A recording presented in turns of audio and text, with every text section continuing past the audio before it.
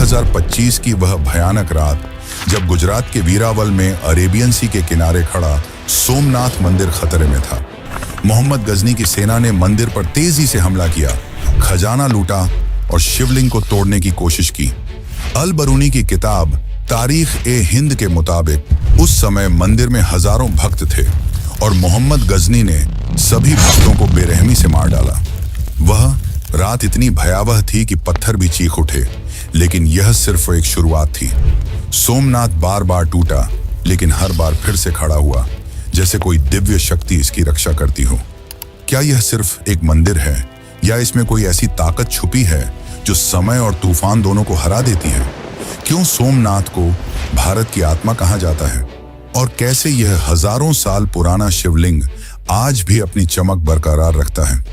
सोमनाथ मंदिर, जो भगवान शिव के 12 ज्योतिर्लिंगों में पहला माना जाता है, सिर्फ एक तीर्थ स्थल नहीं बल्कि रहस्यों का एक बड़ा खजाना है।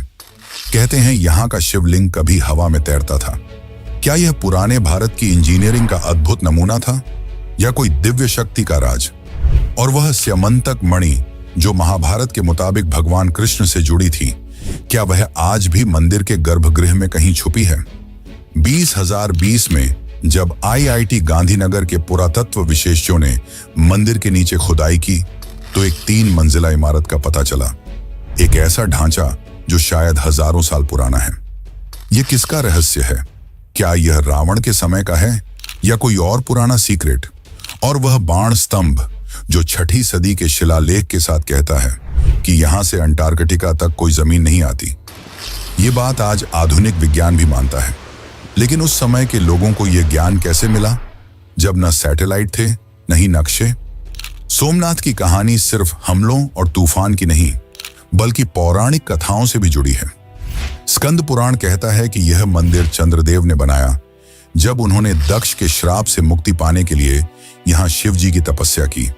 यह वह स्थल है जहाँ त्रिवेणी संगम, कपिला, हिरण और सरस्वती नदियों का मिलन होता है।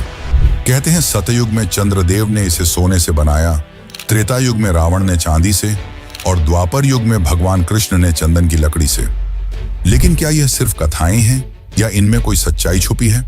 और अगर यह सच है तो वह सोने चांदी के मंदिर कहाँ गए? और दोस्तों, सोमनाथ के आसपास बहती गोमती नदी का एक अजीब रहस्य है। हर रोज सुबह इसका पानी बढ़ता है और रात को घट जाता है। वैज्ञानिक इसे समझ नहीं पाए, लेकिन स्थानीय लोग कहते हैं यह शिव की माया है और वह अरेबियन सी जो हजारों साल से मंदिर के पास बहता है, उसने कभी इसे नुकसान नहीं पहुंचाया। कई तूफान आए, समुद्र के उफनते पानी ने दुनिया के कई हिस्सों को तबाह किया, लेकिन सोमनाथ अपनी जगह पर अडिग रहा। क्या यह सिर्फ संयोग है या प्रकृति खुद इस मंदिर की रक्षा करती है? यह मंदिर सिर्फ एक धार्मिक स्थल नहीं बल्कि भारत के उस सनातन जीवन का प्रतीक है जो हर संकट के बाद फिर से उभरता है। कहते हैं इस मंदिर पर 17 बार हमले हुए, लेकिन हर बार यह और भी शानदार रूप में उभरा। क्या इसकी नींव में कोई ऐसा मंत्र छुपा है जो इसे अमर बनाता है? आज भी हर साल लाखों भक्त यहाँ अपनी मनोकामना लेकर आते हैं और कहते हैं कि सोमनाथ के दर्शन से हर पाप धुल जाता है। तो दोस्तों, क्या आप तैयार हैं इस रहस्यमयी यात्रा के लिए? यह कहानी सिर्फ एक मंदिर की नहीं बल्कि उस आस्था की है जो हजारों साल से चलती आ रही है। इस सफर में हम खोलेंगे सोमनाथ के वह राज जो आपके होश उड़ा देंगे। क्या यह मंदिर सच में चंद्रदेव ने बनाया? क्या स्यमंतक मणि आज भी यहाँ है? बाण स्तंभ का ये ज्ञान कैसे मिला? और वह 3 मंजिला इमारत का राज क्या है? तो बने रहिए हमारे साथ और कमेंट में हर हर महादेव जरूर लिखिए। अगर यह कहानी आपको पसंद आ रही है तो वीडियो को लाइक करें और चैनल को सब्सक्राइब करना ना भूलें। चलिए शुरू करते हैं सोमनाथ मंदिर के इस अद्भुत और रहस्य से भरे सफर को।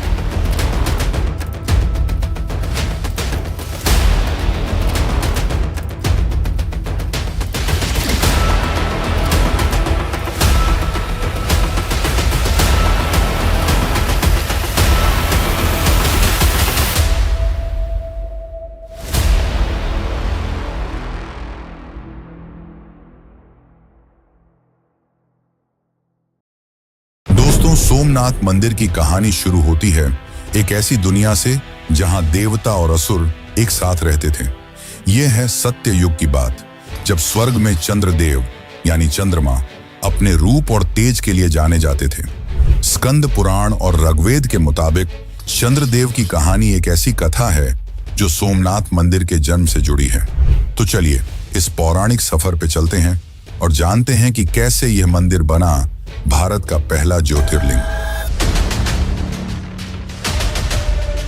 चंद्रदेव एक सुंदर और तेजोमयी देवता थे जिन्होंने राजा दक्ष की 27 कन्याओं से विवाह किया था। इनमें से एक थी रोहिणी, जो अपने रूप और मनमोहक स्वभाव के लिए सबसे अलग थी। चंद्रदेव का दिल रोहिणी पे ऐसे लगा कि वह अपना ज्यादातर समय उसी के साथ बिताने लगे। बाकी 26 कन्याओं को यह बात बिल्कुल पसंद नहीं आई। उन्होंने अपनी दुख की बात अपने पिता दक्ष के सामने रखी। दक्ष को यह सुन के गुस्सा आया और उन्होंने चंद्रदेव को एक भयानक श्राप दे दिया।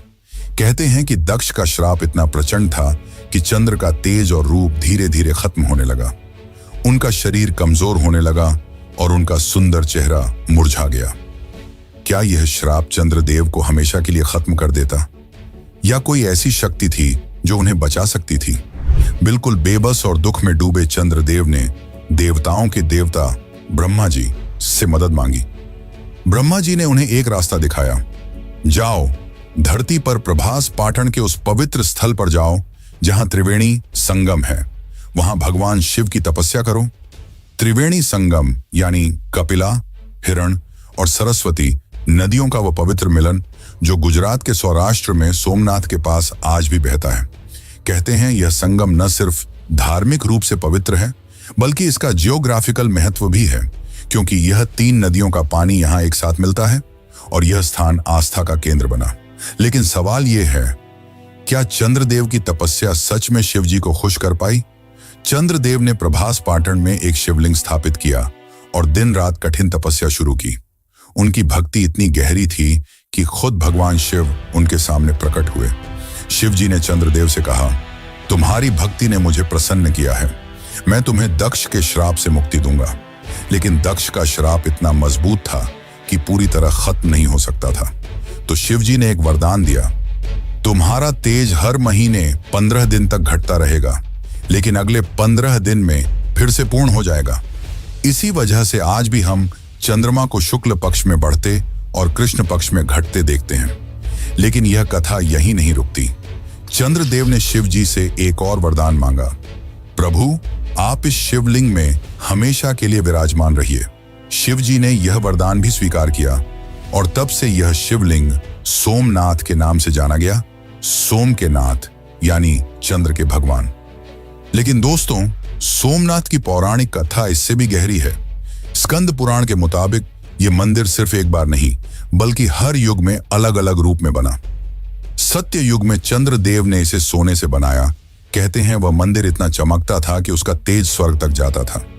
फिर त्रेता युग में रावण, जो शिव का बड़ा भक्त था, ने इसे चांदी से बनवाया और द्वापर युग में भगवान कृष्ण ने अपने हाथों से इसे चंदन की लकड़ी से सजाया। लेकिन यह सोने चांदी के मंदिर कहाँ गए? क्या यह सिर्फ कथाएं हैं या इनमें कोई सच्चाई छुपी है? और अगर यह सच है तो क्या वह पुराने ढांचे आज भी कहीं मंदिर के नीचे छुपाए हैं?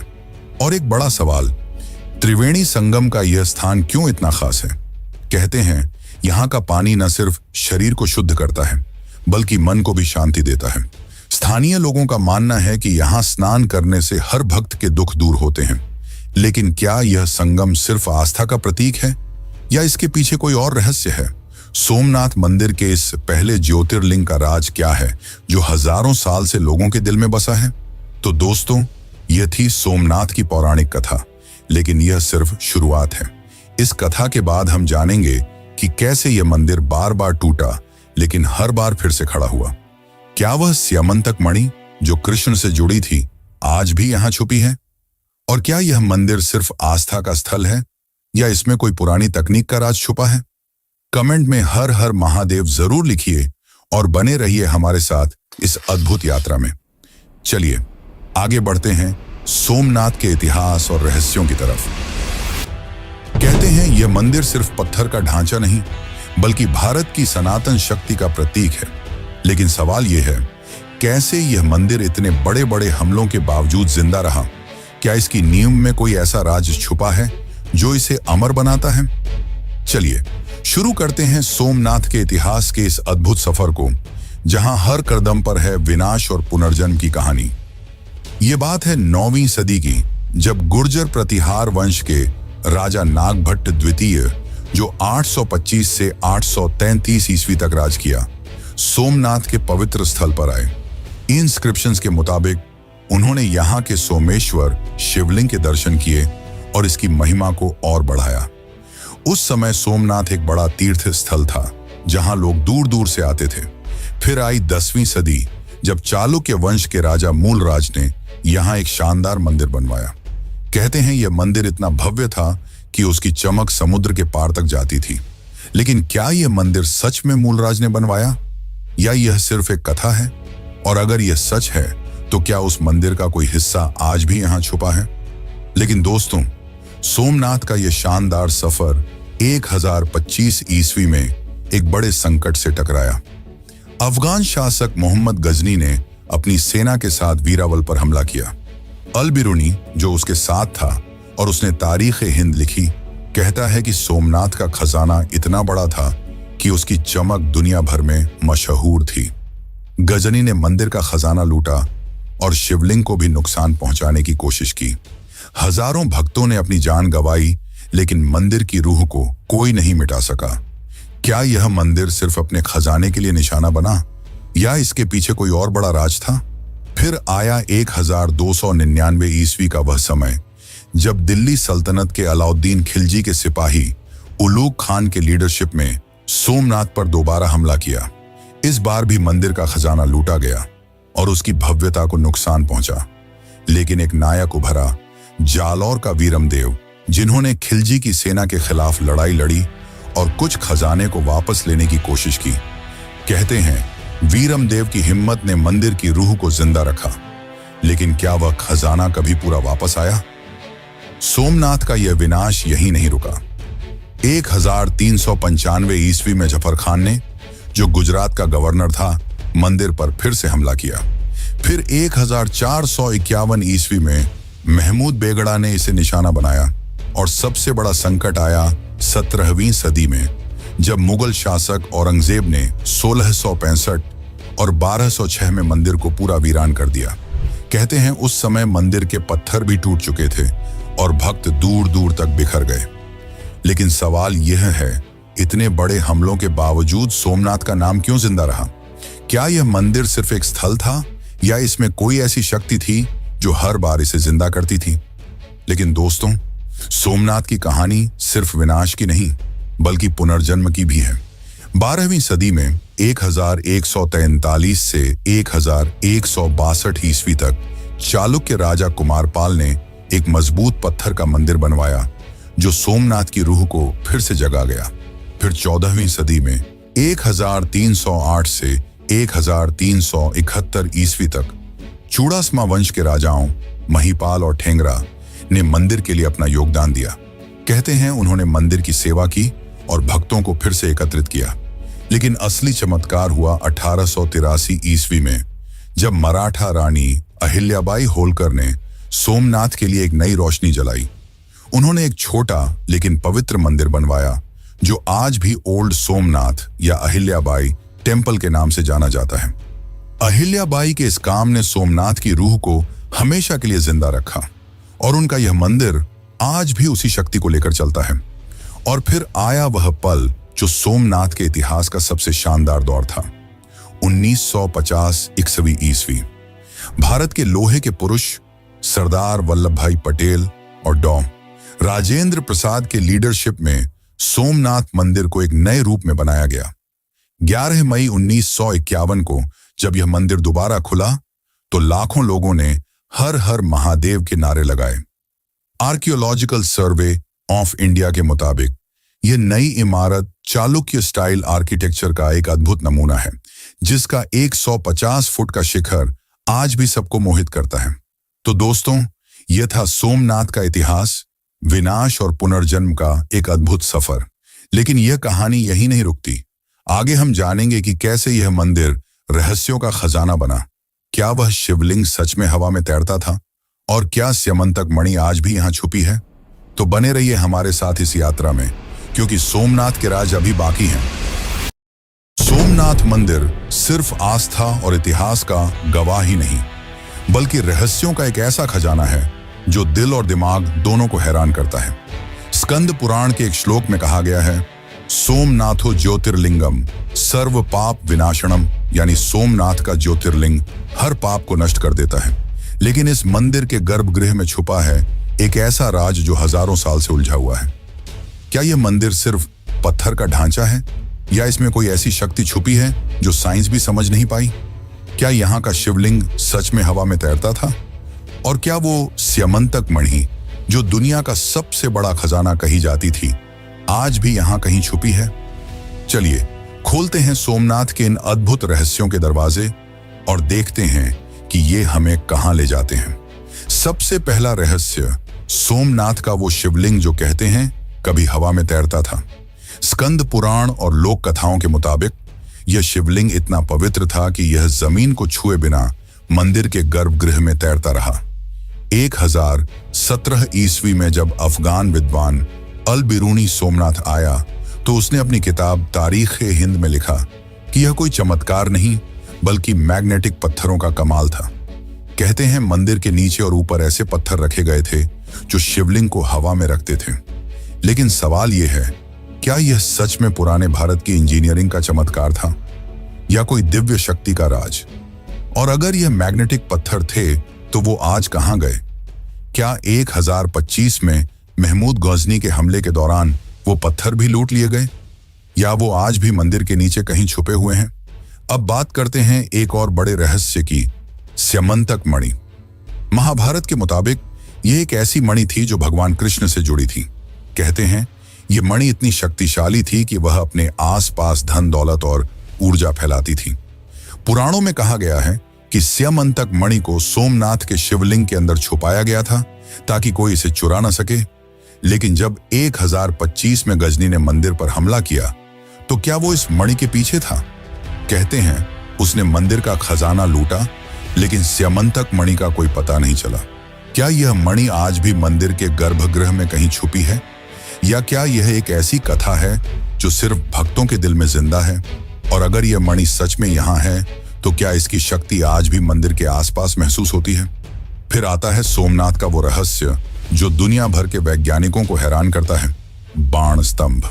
मंदिर के पास एक छोटा सा स्तंभ है जिसमें 6ठी शताब्दी का एक शिलालेख लिखा है। इसमें कहा गया है कि यहां से समुद्र के रास्ते अंटार्कटिका तक कोई भी जमीन नहीं आती।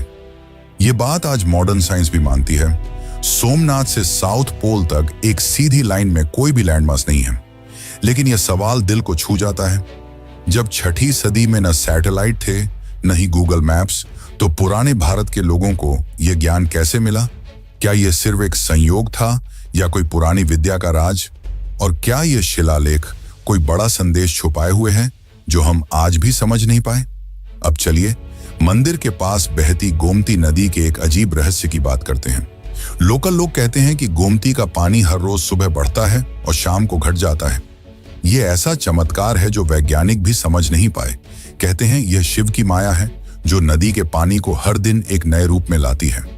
लेकिन क्या यह सिर्फ एक प्राकृतिक घटना है या इसके पीछे कोई बड़ा रहस्य छुपा है? ASI की कुछ रिपोर्ट्स के मुताबिक सोमनाथ के आसपास का जमीनी स्ट्रक्चर इतना अलग है कि यह पानी के फ्लो को अफेक्ट करता है।